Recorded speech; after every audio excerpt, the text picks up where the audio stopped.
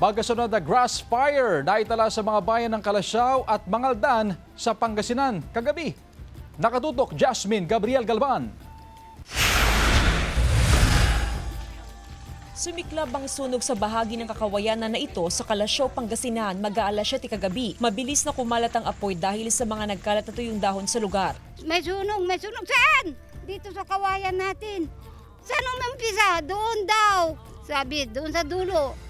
Ngayon maraming tao, di kuha-kuha ng tubig, hakot-hakot sila. Umabot ng halos 4 na oras bago naapula ang grass fire. Tumulong pang mga bumbero sa kalapit lugar. Wala namang nasaktan sa insidente. Wala ring damay na anumang istruktura sa nangyaring sunog. Ang involved lang naman po yun, ma'am, ay grass fire at Purubamba fire. Nag-under control po siya, fire under control ng 9:45 PM and then totally fire out po siya ng 10:30 po ng gabi.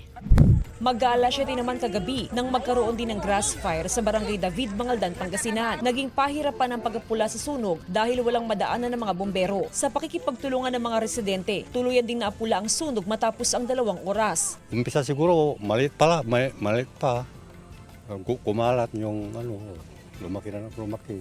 Kasi mainit. Patuloy ang investigasyon ng BFP sa magkasunod na insidente ng grass fire. Nagpaalala ang BFP sa publiko na iwasang magsunog o di kaya'y magtapon ng upusang sigarilyo kung saan-saan para makaiwas sa insidente ng sunog, lalo na ngayong naranasan ng mainit na panahon. Kasama si Daryl Peralta, Jasmine Gabriel Galban, One North Central Luzon.